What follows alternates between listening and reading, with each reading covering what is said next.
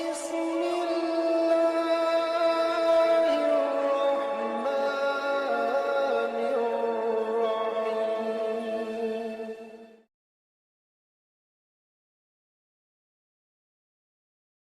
Assalamualaikum warahmatullahi wabarakatuh.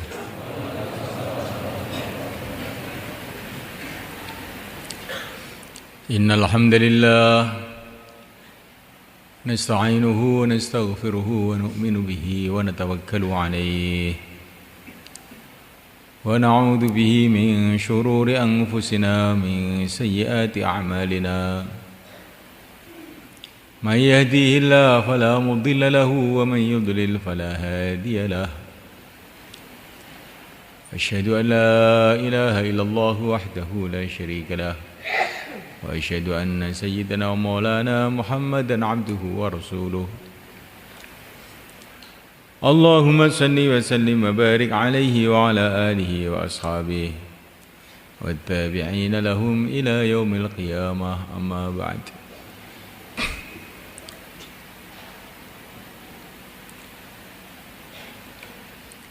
Hadirin yang dimuliakan,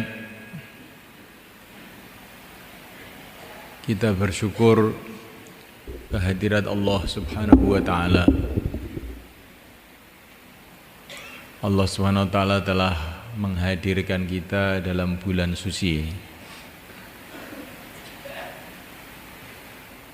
bulan Ramadan, yang dikatakan oleh yang mulia baginda Nabi SAW sebagai syahrun mubarak, bulan yang diberkati oleh Allah.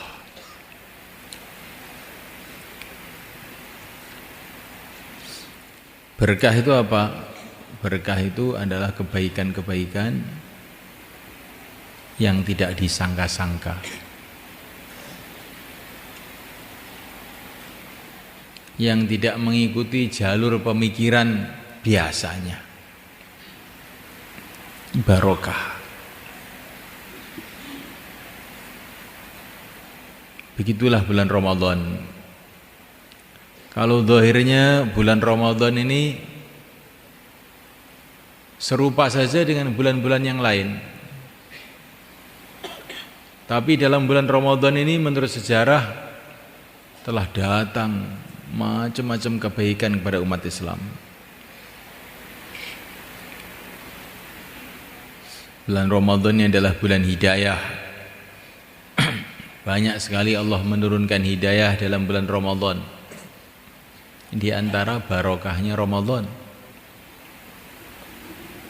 Fathu Makkah, penaklukan negeri Mekah,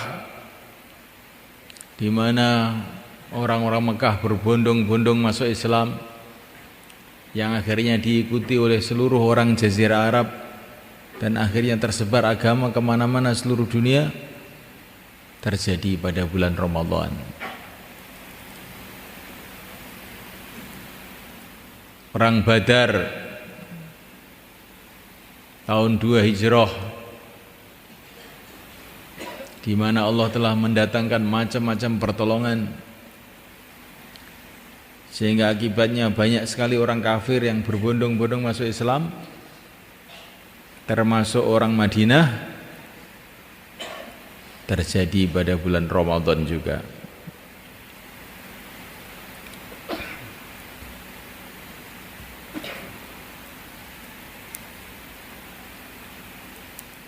Turunnya Al-Quran yang merupakan sumber hidayah,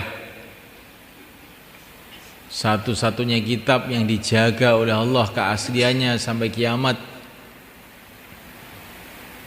terjadi dalam bulan Ramadan. Syahrul Ramadan alladzi unzila fihi al-Quran.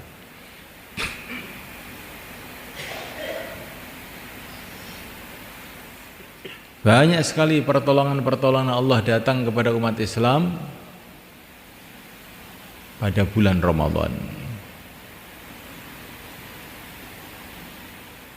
Memuliakan Allah Subhanahu wa taala, ini kalau data sejarah. Belum lagi berita-berita gaib dari yang mulia Nabi Agung Muhammad sallallahu alaihi wasallam bahwa dalam Ramadan ini amalan-amalan kebaikan dilipat gandakan pahalanya. Amalan-amalan sunnah dihitung seperti amalan wajib. Amalan wajib dihitung 70 kali ganda.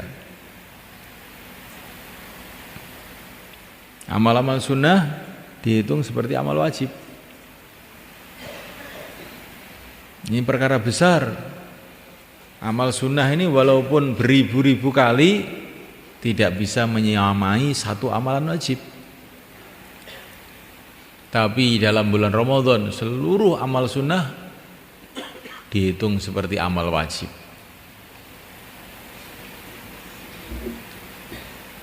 Kalau kita tahu nilainya, maka bulan Ramadan ini akan jadi bulan sunnah. Bagaimana kita hidupkan semua sunnah-sunnah yang kita tahu.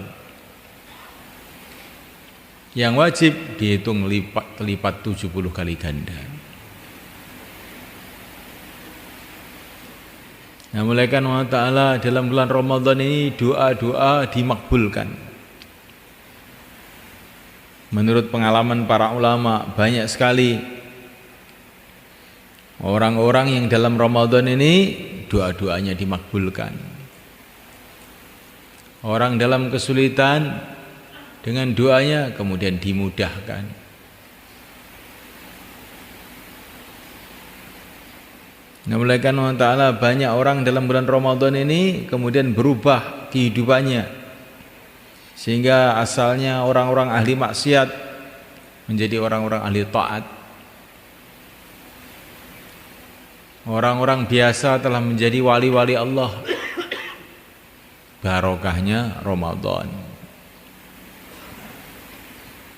Maka saya mulaikan baginda Nabi SAW, ini orang yang sudah sibuk senantiasa setiap saat dalam amal. Tetapi kalau Ramadan dilipat-lipatkan lagi kesibukannya. Begitu juga para sahabat radhiyallahu ta'ala ajma'in.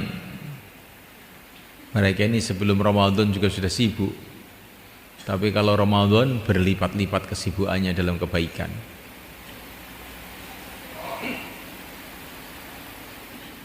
Masjid-masjid pada bulan Ramadan penuh dengan amalan-amalan.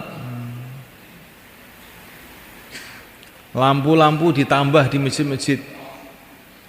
Karena malam semalam suntuk itu tidak ada henti-hentinya orang beramal di masjid-masjid. Pada zaman para sahabat radhiyallahu ta'ala ajma'in. Terutama setelah zaman Sayyidina Umar, tambah ramai lagi karena orang Islam tambah banyak sekali. Sehingga Sayyidina Ali mengatakan rahimallahu Umar, rahimallahu Aba Hafs, ammarallahu masajidana, Allahu ammir kuburahu bin nur, nawwara Umaru masajidana, nawwarallahu qabrahu bin nur. Semoga Allah menerangi kuburnya Umar dengan cahaya, karena dia telah membuat masjid-masjid terang benderang dalam bulan Ramadan ini. Di Ramadan ini bulan yang barokah. Di barokah bagi siapa? Bagi yang memperhatikan bulan Ramadan. Hujan ini barokah bagi orang yang mau menanam padi, bagi orang yang mau memanfaatkan hujan. Tapi kalau orang tidak mau memanfaatkan hujan, ya barokahnya jadi sedikit. Bahkan bisa-bisa hujan itu mendatangkan banjir, rumahnya ambruk. Begitu juga bulan yang suci ini. Kalau kita perhatikan akan datang macam-macam kebaikan. Tapi kalau kita sepelekan, kita rendahkan, bisa-bisa bulan yang suci justru jadi malapetaka buat kita.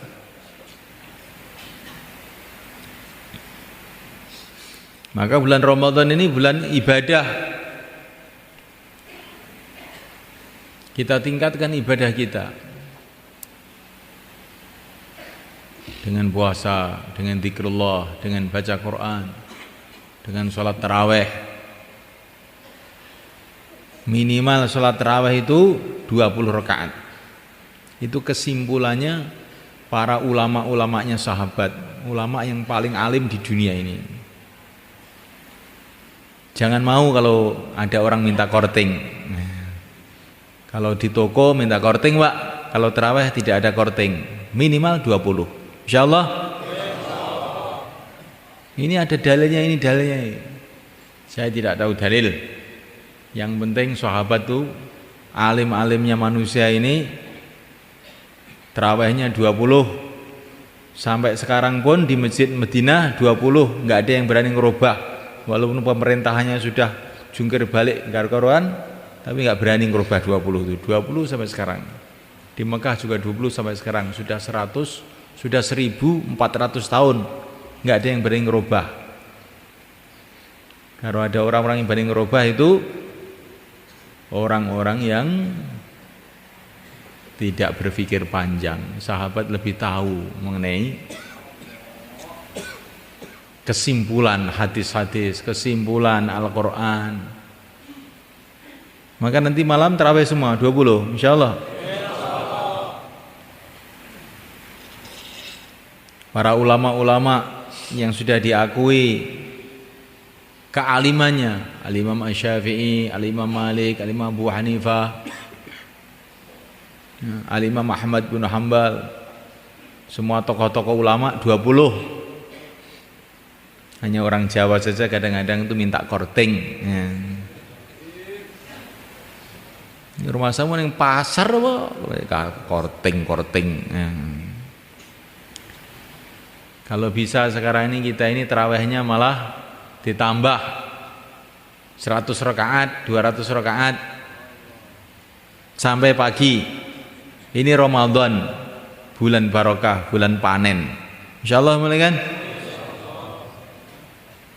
Ini bukan khilafiyah semula kan? Dakwah enggak boleh bicara khilafah. Ini bukan khilafiyah. Seluruh sahabat 20 itu bukan khilafiyah. Orang yang mengatakan ini khilafiyah enggak baca sejarah. Dulu zaman sahabat seluruh orang Islam 20. Ini bukan khilafiyah. Boleh aja ngomong begini nih.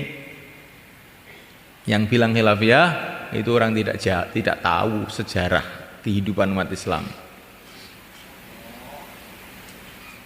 Khilafiyah itu ngitungnya bukan sekarang, zaman dulu. Kalau sekarang ini khilafiyahnya banyak, ada yang sholat, ada yang enggak sholat. Ada yang subuh jam 5, ada yang jam 8. Nah, kalau khilafiyah ngikuti orang sekarang, rusak jagatnya. Di khilafiyah itu melihat orang zaman dulu, zaman para sahabat dulu ketika orang itu masih bersih. Nanti disuruh bangun malam, khilafiyah Pak, ini khilafiyah, jangan bicara. Sebagian sholat, sebagian tidur. Nah, kita khilafiyah jangan kita bicarakan dalam dakwah. Loh, rusak ini nanti ya kajian. Jadi sudah mulaikan Allah Subhanahu wa taala. Ada perkara itu yang tidak boleh khilafiyat. Ada yang perkara itu boleh khilafiyat. Kalau orang-orang zaman dulu tidak khilafiyat, jangan sekarang kita jadi khilafiyat.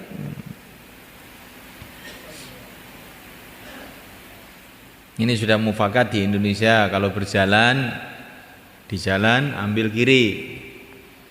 Wah, ini masalah khilafiyat, wah ini kalau di tempat lain, negara lain itu kanan kok. Iya, kamu coba aja nanti kan tuabrakan.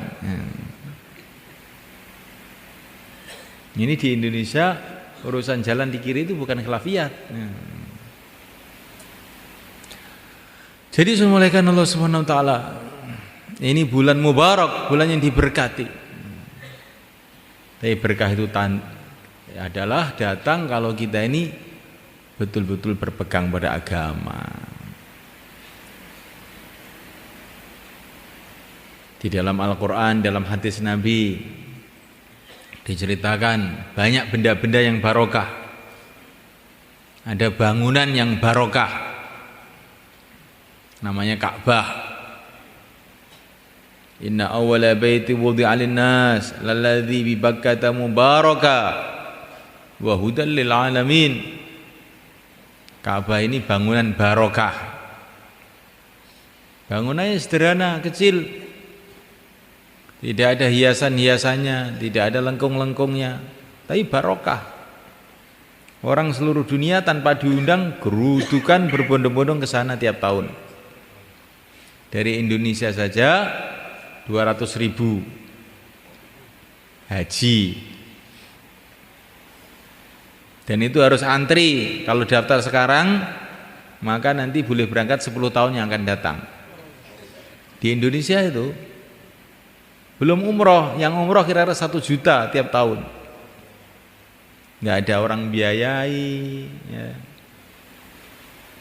Nggak ada orang malah ditarik-tarik uang sama siapa-siapa. Tapi berangkat aja itu. Tahu-tahu sawah dijual, rumah dijual untuk pergi ke Mekah. Ini bagian dari barokahnya Ka'bah. Di sekitar Ka'bah itu tidak ada sumber-sumber ekonomi yang cukup. Air nggak ada, sedikit. Sawah nggak ada, ladang nggak ada, tapi berjuta-juta orang ke sana, minum semua, makan semua, mandi semua. Cukup. Ini namanya barokah. Di negeri kita ini, Masya Allah, hutan punya, lautan punya, tambang punya, sawah punya, apa-apa punya. Tapi malah hutang kemana-mana. Ya. Wanita-wanita kita pergi ke Hong Kong untuk memandikan babi di sana.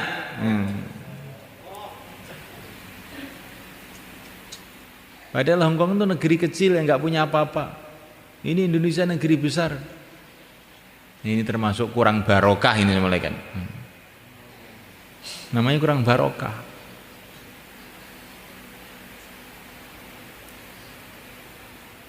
Jadi orang itu yang dipikirkan barokahnya bukan banyaknya benda yang dia lihat itu. Lah barokah itu sumbernya kalau kita ini berpegang dengan sungguh-sungguh agama Allah. Maka nanti perkara-perkara yang sederhana tahu-tahu mendatangkan kebaikan-kebaikan nggak ada habis-habisnya.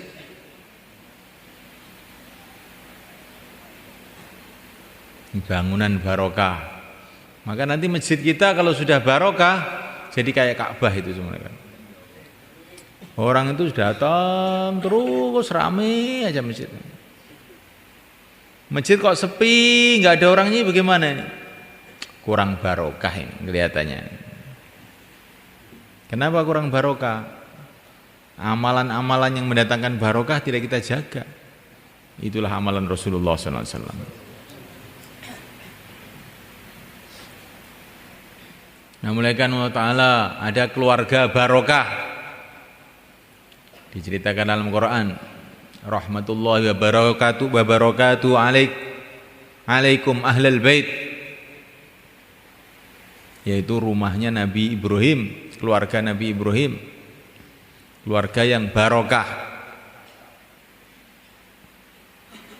Nabi Ibrahim itu asalnya tinggal di Babil, di dekatnya Irak sana. Tapi beliau hijrah karena di sana berat sekali mengamalkan agama. Ini dhahibun ila rabbi sayyidin. Beliau hijrah untuk kepentingan agama. Beliau tinggalkan ini rumahnya, negerinya yang subur makmur. Beliau pergi ke Syam, ke Masjidil Aqsa. Di sana beliau kawin dengan Siti Sarah. Diberkati oleh Allah SWT. Anaknya Sarah akhirnya melahirkan Nabi Ishak. Ishak akhirnya melahirkan Nabi Yakub. Nabi Yakub melahirkan Nabi Yusuf. Melahirkan seluruh nabi-nabi, kebanyakan nabi-nabi yang kita baca dalam Quran itu semua anak cucunya Sarah, istri Nabi Ibrahim alaihissalam yang ada di Palestina sana. Kuburannya sampai sekarang masih ada. Keluarga yang barokah. Kemudian beliau pergi ke Mekah. Di sana beliau meninggalkan istrinya yang kedua, Siti Sarah, Siti Hajar, barokah lagi. Menurunkan Nabi Ismail, menurunkan orang Arab, menurunkan yang mulia Nabi Agung Muhammad SAW. Nabi Agung Muhammad SAW menurunkan Siti Fatimah radhiyallahu ta'ala anha. Fatimah menurunkan Hasan Husain radhiyallahu ta'ala anhuma. Husain ini akhirnya menurunkan Ali Zainal Abidin, akhirnya menurunkan Wali Songo. Mengislamkan orang di Indonesia ini. Jadi semulaikan Allah Ta'ala ini namanya keluarga barokah. Menurunkan orang-orang soleh, menurunkan orang-orang takwa, pejuang-pejuang.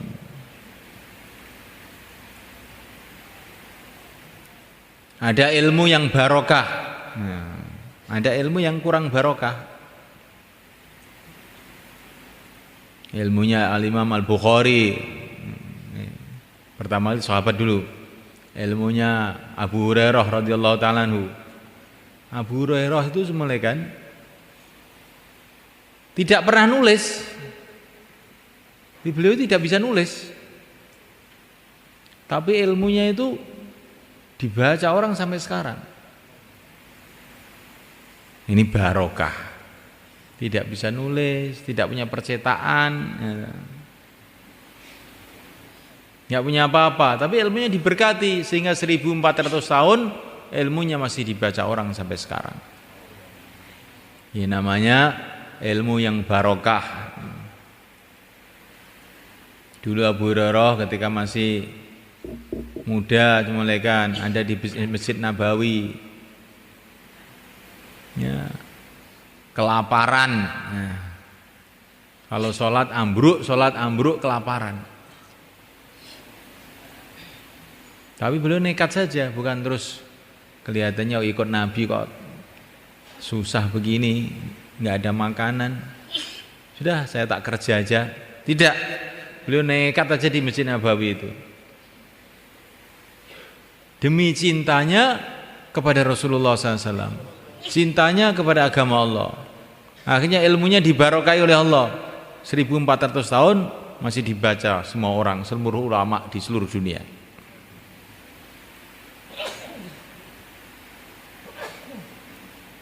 Sekarang turun Al-Imam Al-Bukhari, Al-Imam Muslim, Al-Imam Abu Dawud. Ini orang-orang biasa juga. Tapi Allah memberkati ilmunya sehingga akhirnya dipelajari di pesantren-pesantren, di madrasah-madrasah seluruh dunia. Al-Imam Asy-Syafi'i, Al-Imam Malik, Al-Imam Abu Hanifah. Ada apanya itu kok ilmunya jadi tersebar seluruh dunia itu? Beliau tidak punya kekuasaan, beliau tidak punya apa-apa, tidak ada uang untuk menyebarkan ilmunya. Tapi Allah Subhanahu wa taala telah memberkahi ilmunya. Karena apa ini? Karena takwa. Ta'alluqnya hatinya kepada Allah, berpegangnya dengan agama. Satu hari ketika masih kecil, Al-Imam Ahmad bin Hanbal itu semalekan bersama santri-santri yang lain berjalan kaki mencari ilmu. Di tengah perjalanan ketemu sungai. Maka seneng teman-temannya langsung terjun ke sungai pada mandi. Nah, bajunya dicepoti, ya, namanya anak-anak kecil. Nah. Tapi Imam Ahmad mandi bajunya nggak dicepot, sarungnya nggak dicepot. Beliau teringat hadis Nabi, kalau kamu mandi sarungnya jangan dicepot. Ini hadis ini ada di Tirmidzi. Ya teman-temannya itu seenaknya sendiri, beliau tidak seenaknya. Enggak dicepot sarungnya kalau mandi. Setelah itu malam hari beliau itu mimpi. Ada malaikat kasih tahu dia, Ahmad, karena kamu menjaga sunnah Nabi yang telah kamu pelajari, Allah akan mengangkat derajat kamu, memberkati ilmu kamu. Maka Imam Ahmad ini mungkin satu-satunya orang di dunia yang hafal 1.000.000 hadis sebenarnya. Gimana itu ngapal 1.000.000 hadis itu? Satu hadis saja kita lupa-lupa terus saja.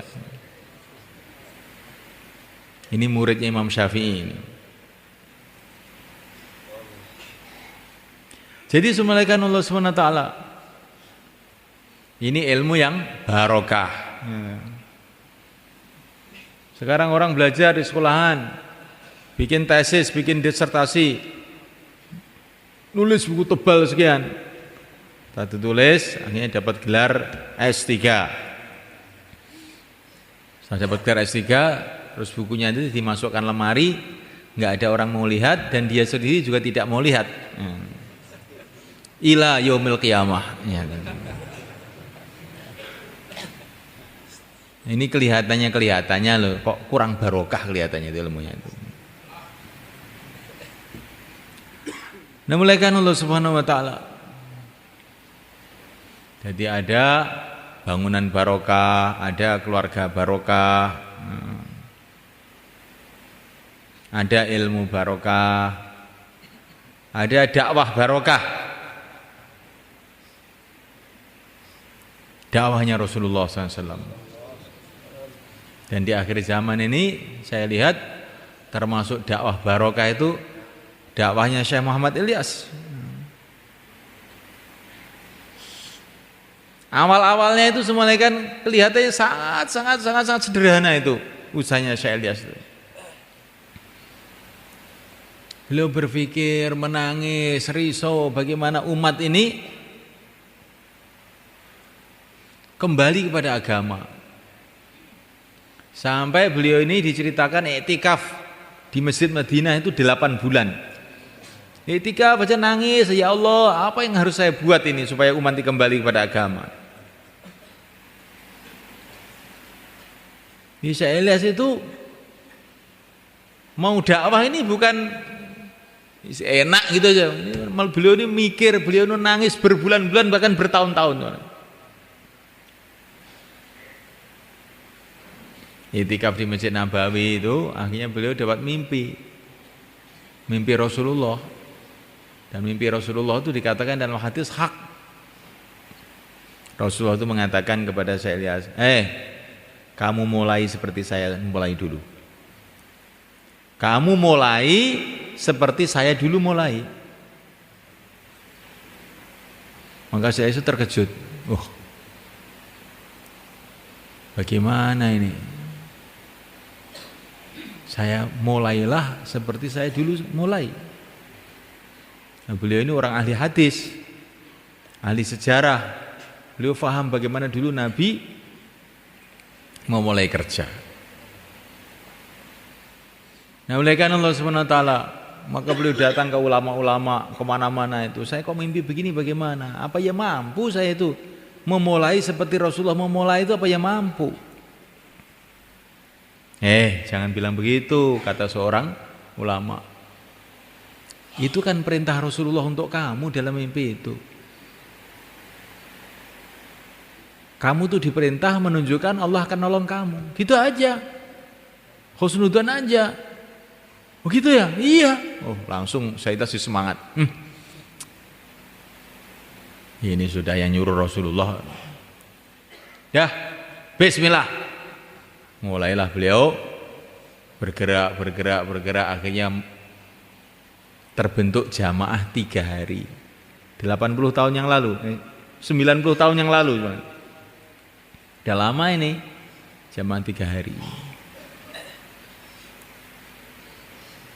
Ketika jamaah 3 hari terbentuk, maka Syekh Ilyas itu mengatakan,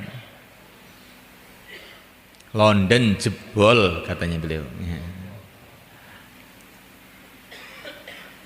Maka orang-orang tuh yang sekitar Syekh Ilyas itu tertawa. London jebol bagaimana? Pokoknya ini barokahnya jamaah 3 hari ini akan tersebar agama kemana-mana. Saya yakin, nah, katanya Syekh Ilyas itu. Syekh Ilyas bukan melihat zahirnya. Kalau dilihat zahirnya jamaah 3 hari apa sih? Mana lebih hebat, jamaah 3 hari apa pertemuan besar di lapangan 100.000 orang, dihadiri presiden, jenderal, petak, semua datang. Nah. Dimasukkan internet, radio, RRI, televisi, wah, disentrong dari segala arah. Nah. Jamaah 3 hari apa? Tapi ini 3 hari ini barokah. Karena didasari atas ketaatan kepada Allah dan Rasulnya, keikhlasan semata-mata karena Allah. Ternyata setelah sekian lama, jamaah 3 hari itu sampai di Temboro, sampai di Jakarta, sampai di rumah kamu, sehingga kamu datang ke sini. Ini hasil jamaah 3 hari 90 tahun yang lalu tuh. Tapi jamaahnya ini barokah. Karena sungguh-sungguh kan. Di antara kesungguhannya itu jamaah 3 hari 90 tahun yang lalu itu, menurut pandangan saya loh ini, itu enggak ada yang bawa HP, enggak ada.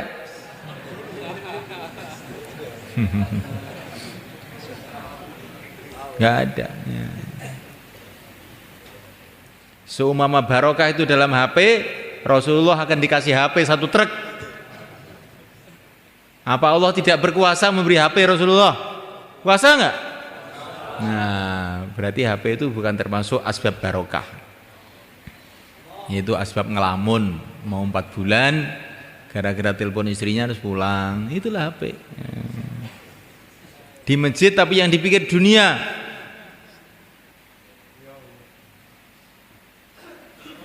Kemarin waktu istimewa di Jakarta, ada satu ustadz, selesai bayan, selesai sholat, ngisa itu, pegang HP, tek. Maka saya tegur, Ustadz, oh Ustadz kok pegang HP, itu apa? Saya bilang gitu. Maka Ustadz ini mengatakan, Pak Kiai, kalau dai itu habis sholat pegang HP. Nah, kalau ahli ibadah habis sholat pegang tasbih. Oh, begitu ya? Iya. Kalau kamu bunyi sekali lagi tak dudul perut kamu, saya bilang gitu. Ayo bunyi lagi, saya bilang gitu. Oh, sudah ghaflah lalai kok pakai dalil juga. Jadi Assalamualaikum warahmatullahi wabarakatuh. Kita bukan hanya dakwah, tapi bagaimana dakwah yang barokah. Hatinya ta'alluq kepada Allah. Man yuti'illah wa rasul wa yakhshallah wa yattaqhi faulaika humul faizun. Barang siapa taat kepada Allah, zahirnya itu taat. Hatinya wa yakhshallah, hatinya dipenuhi dengan takut kepada Allah. Wa yattaqhi, takwa. Takwa itu maksudnya amal agama itu dengan sungguh-sungguh, dengan teliti, hati-hati. Bukan sak melaku nih, sak jalan-jalannya, bukan begitu. Itu bukan takwa. Takwa itu amal dengan sungguh-sungguh, dengan teliti, hatinya dipenuhi dengan takut kepada Allah. Faulaika humul faizun, mereka inilah orang-orang yang sukses.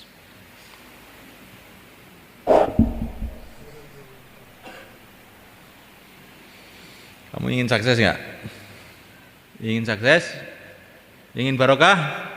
Kalau ingin barokah, angkat kepalanya. Insyaallah, mulai kan? Insyaallah. Jadi apa-apa itu yang dipikirkan barokah.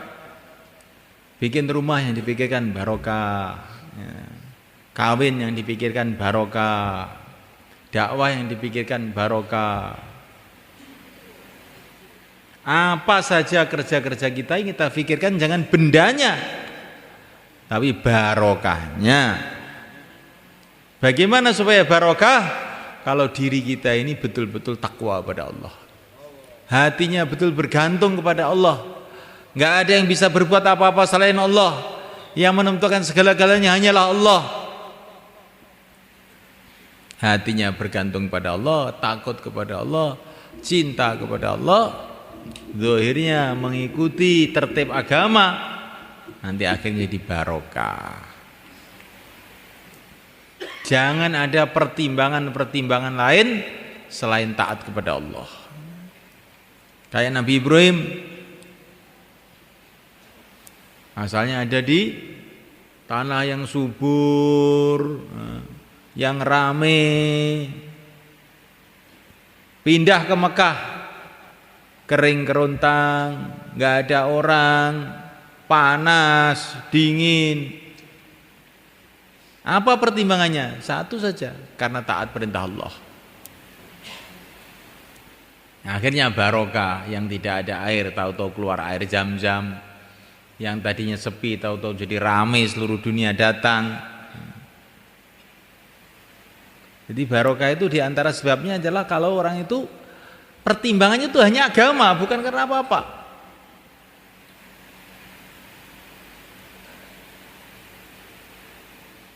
Maka semulaikan Allah Ta'ala, ada orang yang kerjanya menjaga kebun, namanya Mubarak.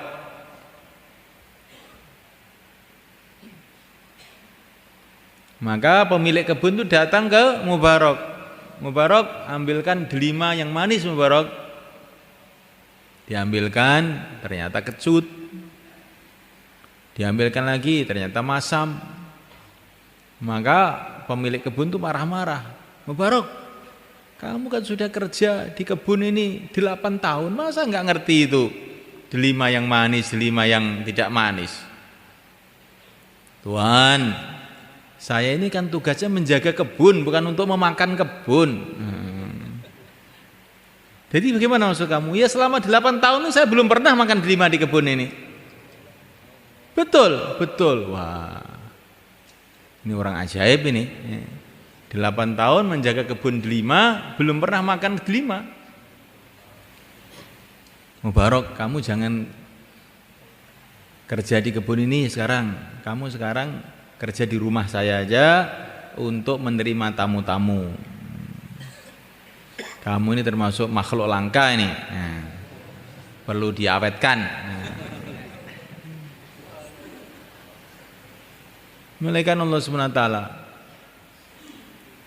Satu hari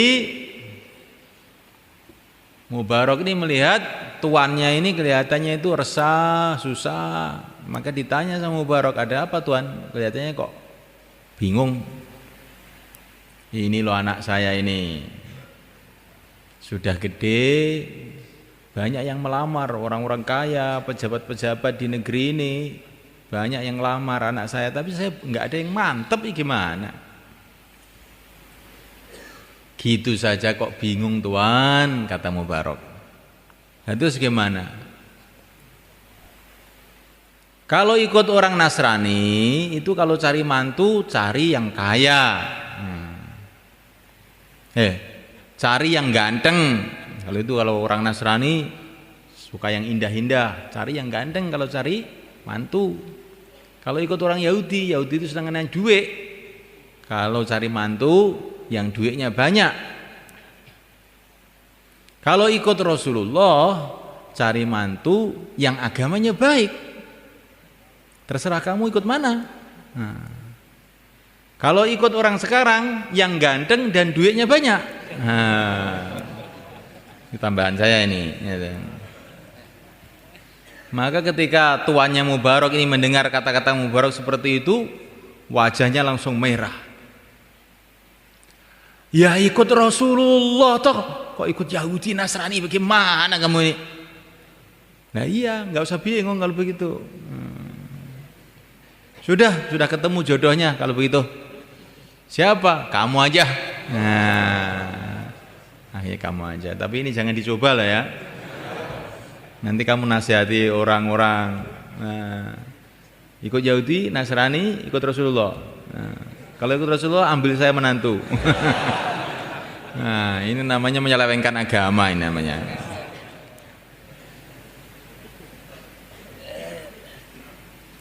Akhirnya diambillah Mubarak jadi mantunya. Keluar anak namanya Abdullah ibnu Mubarak, yang terkenal jadi ulama besar, ahli hadis besar, wali besar pada zamannya. Nggak ada kitab manapun yang nggak ada cerita Abdullah Mubarak, nggak ada, terutama kitab-kitab hadis. Jadi ini semulaikan Allah Subhanahu Wa Taala namanya barokah. Karena apa? Pertimbangannya hanya karena agama, nggak ada pertimbangan yang lain-lain.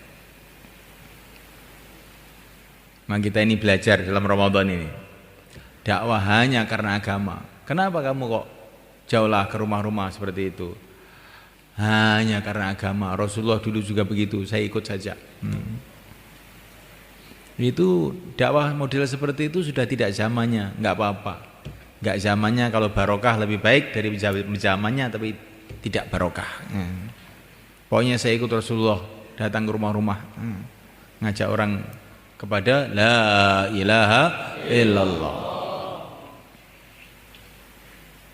Malam istimewa, nggak ada pertimbangan apa-apa selain hanya untuk agama, untuk ridho Allah. Insya Allah kan? Kalau untuk Allah, untuk ridho Allah itu kita harus gembira. Jangan tergesa-gesa. Taklim akhir pulang. Insya Allah mencari ridho Allah kok tergesa-gesa. Gimana kamu? Ini ada orang malaikat.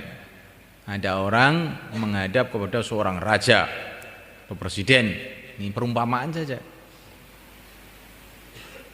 Maka oleh presiden nanti dipersilakan duduk. Silakan duduk. Anda perlu apa? Sampaikan sama saya. Baru duduk 5 menit, dia bilang, Pak Presiden, saya tergesa-gesa nanti, ya. Tergesa-gesa, repot saya. Kapan-kapan aja ya. Nah, Assalamualaikum. Pulang. Kira-kira bagaimana? Maka presiden nanti akan mengatakan orang bodoh tolol. Tidak semua orang saya izinkan masuk istana saya ini. Sudah saya kasih izin dia masuk istana, saya persilahkan duduk, malah tergesa-gesa ingin pulang. Satpam, orang ini kalau nanti datang lagi jangan boleh masuk ya. Sudah sana, di luar sana aja. Ini orang nggak punya adab, bodoh, tolol, dungu. Nah, ini kepada manusia semuanya. Sekarang kita ini di masjid ini di Baitullah. Ya, setiap malam ada elan di langit. Hal min sa'ilin fa'u'tiyah. Siapakah yang mau minta akan saya kasih. Ini Allah SWT menyuruh para malaikat untuk masih elan. Siapa yang mau minta akan saya kasih. Kemudian kita, saya tergesa-gesa ini. Saya mau pulang. Ini namanya orang bodoh apa tolol sebenarnya. Nah, maka ini itu kalau hari-hari biasa. Kalau hari Ramadan lebih lagi, pintu-pintu langit dibuka. Amal-amal kebaikan akan dinilai berlipat ganda, doa-doa kita akan makbul. Kok tergesa-gesa pulang, ini namanya tidak baik. Insyaallah malaikat. Nah, malaikat Allah Subhanahu wa taala. Masya Allah, ini Ramadan. Enggak terasa, tahu-tahu sudah beberapa hari. Nanti tidak terasa, tahu-tahu sudah hampir habis. Tahu-tahu sudah hari raya, enggak terasa. Begitulah kehidupan ini malaikat. Ngerti-ngerti sudah 40 tahun, ngerti sudah 50 tahun, ngerti sudah 60. Ngerti-ngerti sudah dekat kuburan. Kalau kita ini tidak ambil satu ketegasan bahwa hidup sekali ini, cepat-cepat kita beramal, nanti kita apa tidak menyesal di akhirat semuanya. Pasti kita akan menyesal mereka. Bukan hanya itu saja semulaikan, amal kebaikan ini bukan barokahnya di akhirat saja, tapi juga di dunia juga. Jadi amal agama itu bukan hanya untuk kebaikan akhirat, dunia juga. Sempurnanya hasilnya nanti di akhirat. Karena Allah itu adalah Tuhannya dunia, Tuhannya akhirat. Pemilik dunia, pemilik akhirat. Penguasa dunia, penguasa akhirat. Kalau kita mengamalkan agama Allah, taat kepada Allah dengan sungguh-sungguh, maka kebaikan itu akan datang kepada kita dunia dan akhirat. Kebaikan dunia itu bagaimana? Kebaikan dunia itu bukan kalau duitnya banyak. Kalau duitnya banyak, korun juga banyak. Kebaikan dunia bukan kalau jadi pejabat. Fir'aun juga jadi pejabat, Joshua jadi pejabat. Padahal mereka itu orang-orang intip neraka semua. Kebaikan itu semulaikan kalau hidup kita ini dipenuhi dengan zikrullah, dipenuhi dengan iman, dipenuhi dengan yakin, kehidupan kita mengikuti Nabi, sahabat, itulah namanya kebaikan. Dan hati kita mantap gitu lah. Kehidupannya ikut Nabi, ikut sahabat, dan hatinya mantep, madep, gak bingung. Ikut Nabi kok bingung, gimana? Ikut Nabi sudah gak usah bingung. Ikut orang yang dipilih oleh Allah, yang dibimbing langsung oleh Allah, kok bingung? Kalau ikut selain Nabi boleh bingung kan? Ikut sahabat jangan bingung. Sahabat itu sudah diridhoi oleh Allah kok. Ikut orang yang diridhoi oleh Allah kok bingung. Kalau ikut setan malah tenang. Ini kalau otak kualik namanya. Hati tenang, tentrem, mantep, ikut Nabi, ikut sahabat. Nah, inilah kehidupan yang baik. Ikut Nabi, ikut sahabat itu bagaimana? Garis besarnya hari-hari dakwah, hari-hari ibadah, hari-hari taklim dengan akhlak yang baik, itulah namanya ikut Nabi, sahabat. Itu garis besarnya. Kalau telitinya, rincinya ya panjang diceritakan.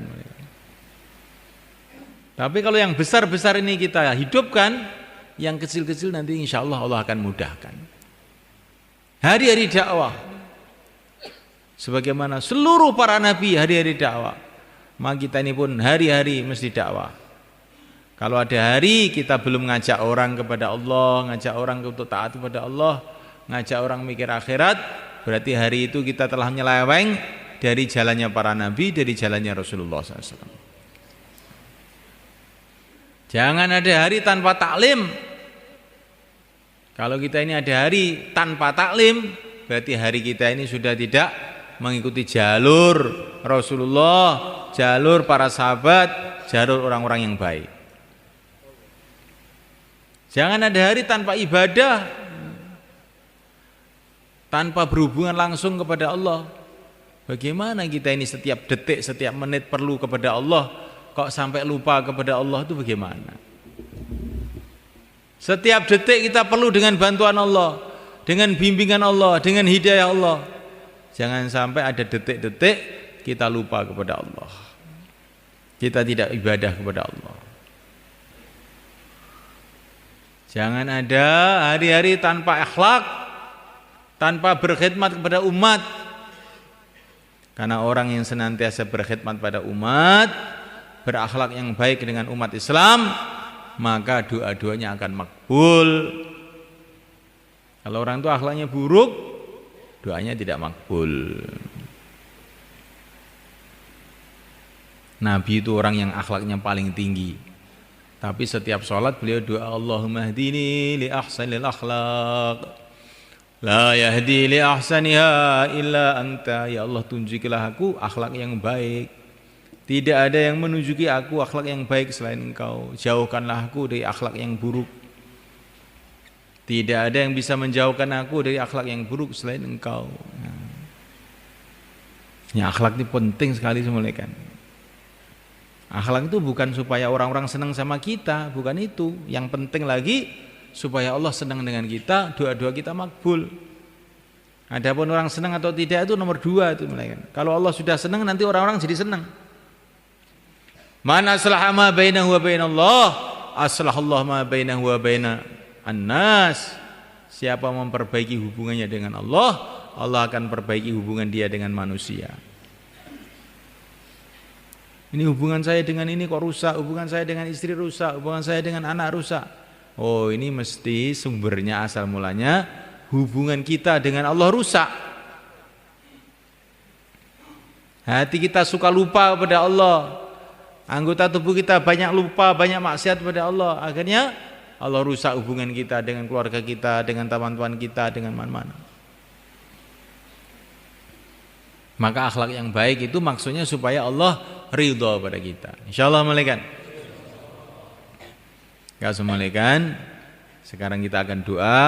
Setelah doa kita persiapan berbuka di sebelah sana. Ya. Kemudian sholat maghrib. Habis sholat maghrib nanti kumpul per zon. Yang biasanya habis bayan maghrib itu semuanya kan. Itu nanti habis sholat maghrib langsung kumpul kawasan-kawasan. Ya. Halakoh-halakoh kumpul. Setelah itu sholat isya, taraweh. Tarawehnya di sini ada 2. Di sini 1 juz. Kalau di sebelah timur sana, di rumah sebelah timur tempatnya Pak Bet itu 10 juz. Tinggal milih yang mana. Kurang dari 1 juz tidak ada. Insyaallah kan? Nah, kita harus ada semangat kayak semangatnya orang-orang dulu. Sahabat dulu tarawih saya menjelang subuh. Jangan kita ditipu oleh syaitan. Itu kan sahabat, saya bukan sahabat, saya ini orang Temboro. Yang mau ke surga itu sahabat saja, kamu nggak ikut. Nah, yang perlu pahala itu sahabat saja, kamu nggak perlu. Yang perlu pertolongan Allah itu orang dulu aja, kamu tidak perlu. Loh, saya ya perlu. Lah iya. Tarawih sampai selesai. Insyaallah mulai kan? Insyaallah. Tarawih taklim akhir. Setelah taklim akhir itu ustadz-ustadz yang biasanya di depan itu kumpul. Terus i'tikaf. Setelah i'tikaf jam 1 tahajud. Insyaallah mulai kan? Jam 3 sahur. Terus nanti jam 5 sholat subuh. Setelah sholat subuh apa? Bayan subuh. Setelah bayan subuh sholat isyraq. Setelah sholat isyraq musyawarah di sana. Itu namanya istima. Kalau begitu itu. Insyaallah mulai kan? Kalau habis taklim akhir pulang itu namanya separuh istima. Sholat itu tengah-tengah sholat ngentut itu namanya. Maka kita ini Ramadan kita mulai istima sempurna. Insyaallah. Nah, insyaallah maksudnya janji kepada Allah kan. Hati-hati kamu ya. Ini sebelum itu semua kan supaya Ramadan kita ini lebih barokah, lebih bernilai, maka yang mau keluar waktu Ramadan ini 4 bulan, 40 hari, berapa hari saja silakan beri ke selatan. Monggo. Yang mau keluar 4 bulan, 40 hari, silakan. Monggo.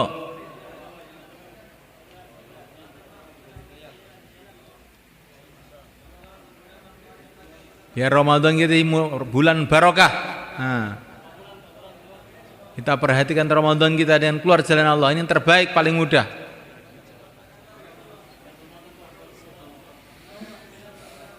Jadi 700.000 Ramadan. Nah, silakan mulaikan. 700.000 Ramadan. Silakan.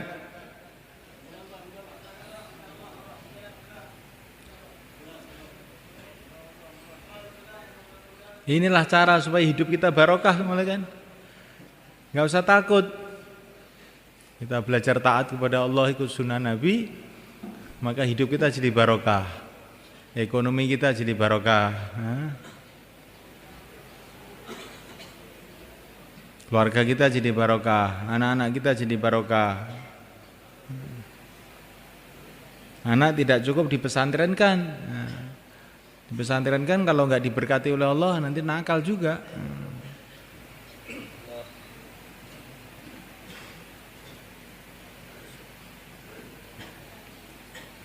Insyaallah kita akan doa semua. Allahumma salli wa sallim barik ala sayyidina Muhammad wa ala ali sayyidina Muhammad wa radhiyallahu ta'ala an kulli ashabi Rasulillah ajma'in. Alhamdulillahi rabbil alamin. Alhamdulillahi rabbil alamin. La ilaha illallah al-azimul halim. La ilaha illallah al-halimul karim. Subhanallah rabbul arsyil azim. Alhamdulillahi rabbil alamin. Nas'aluka mujibati rahmatik wa azaima maghfiratik wa salamata min kulli dhanb wal ghanimata min kulli bir. لا تدع لنا ذنبا إلا غفرته ولا هما إلا فرجته ولا عسيرا إلا يسرته ولا ضالا إلا هديته ولا مبتلا إلا عافيته ولا مريضا إلا شفيته ولا عدوا إلا كفيتنا شره ولا حاضرا إلا توليت أمره ولا حاجة من حوائج الدنيا والآخرة لك في رضا لنا فيها صلاة إلا أن تنال قضائها ويسرتها ونجاتها برحمتك يا أرحم الراحمين. Ya Allah ampunilah kami ya Allah. Ya Allah ampunilah kami ya Allah. Ya Allah ampunilah kami ya Allah. Ampunilah kedua orang tua kami ya Allah. Ampunilah ahli keluarga kami ya Allah. Ampunilah teman-teman perjuangan kami ya Allah. Ampunilah umat Islam di seluruh alam ya Allah. Ampunilah umat Islam di seluruh alam ya Allah. Janganlah Engkau hancurkan umat ini ya Allah, karena dosa-dosa mereka ya Allah. Ampunilah ya Allah. Berikanlah hidayah kepada mereka ya Allah. Tuntunlah mereka ya Allah menuju ridha-Mu ya Allah. Satukanlah hati umat Islam di seluruh alam. Satukanlah hati umat Islam di seluruh alam ya Allah. Berikanlah kepada mereka ya Allah pimpinan-pimpinan yang adil, pimpinan-pimpinan yang baik ya Allah. Berikanlah kepada mereka ya Allah pimpinan-pimpinan yang baik ya Allah. Ya Allah umat Islam ya Allah, pandanglah mereka dengan kasih sayang-Mu ya Allah. Tuntunkanlah mereka ya Allah. Satukanlah hati mereka ya Allah. Satukanlah fikir mereka ya Allah untuk kerjasama menghidupkan agama-Mu, menyebarkan agama-Mu di seluruh alam. Ya Allah mudahkanlah urusan-urusan kami. Ya Allah selesaikanlah masalah-masalah kami. Ya Allah berkatilah ya Allah semua urusan-urusan kami, urusan dunia kami, urusan agama kami ya Allah. Ya Allah berikanlah pada kami ya Allah iman yang sempurna, yakin yang mantap, akhlak dan budi pekerti yang mulia, rizki yang halal yang barakah, ilmu yang bermanfaat, teman-teman yang baik. Ya Allah, ya Allah, ya Allah, jadikanlah Ramadan kami ini ya Allah pembuka kebaikan ya Allah untuk diri kami, keluarga kami, untuk seluruh umat Islam di seluruh alam ya Allah. Jadikanlah Ramadan kami ini ya Allah pembuka barakah, pembuka kebaikan, pembuka hidayah untuk seluruh umat Islam di seluruh alam ya Allah. Naikkanlah usaha agama ini ya Allah. Naikkanlah usaha kami ya Allah. Kokohkanlah usaha kami ya Allah. Terimalah usaha kami ya Allah. Berkatilah usaha kami ya Allah. Jadikanlah usaha kami ya Allah asbab hidayat seluruh alam ya Allah. Ya Allah berikanlah pada kami, ahli keluarga kami, santri-santri kami, teman-teman perjuangan kami, umat Islam seluruh alam, kesabaran, ketabahan, keikhlasan, istiqamah dan kemudahan dalam ridha-Mu, dalam agama-Mu, dalam menyebarkan agama-Mu di seluruh alam ya Allah. Ya Allah, ya Allah, ya Allah, turunkan hidayah di seluruh alam, mudahkanlah hidayah di seluruh alam ya Allah. Ya Allah usaha-usaha yang ingin menghancurkan umat ini ya Allah, hancurkan usaha-usaha itu ya Allah. Hancurkan usaha-usaha ya Allah yang ingin menghancurkan umat ini ya Allah, yang ingin menghancurkan masjid-masjid-Mu ya Allah, ingin menghancurkan agama-Mu ya Allah. Hancurkan usaha-usaha kufar, usaha-usaha munafiqin, usaha-usaha mulhidin, usaha-usaha ahlul batil yang ingin merusakkan umat ini ya Allah. Ya Allah tolonglah umat Islam ya Allah. Tolonglah umat Islam ya Allah. Tolonglah umat Islam ya Allah. Tolonglah umat Islam ya Allah dalam bulan suci yang Ramadan ini ya Allah, sebagaimana Engkau telah menolong ahli Badar, sebagaimana Engkau telah menolong ahli Makkah dalam Ramadan yang mulia ini ya Allah. Ya Allah turunkan hidayah-Mu, rahmat-Mu, barakah-Mu ya Allah. Selesaikan masalah-masalah kami ya Allah. Tutupilah aib-aib kami ya Allah. Satukanlah hati, satukanlah fikir kami ya Allah. Rabbana atina fid dunya hasanah wa fil akhirati hasanah wa qina adzabannar. Wa sallallahu wasallam wa baraka ala sayyidina maulana Muhammad wa ala alihi washabihi ajmain. Alhamdulillahirabbil alamin. Ini ada 10 menit. Ya, siap-siap di sana. Mungkin santri yang ada di sini di tempatnya masing-masing.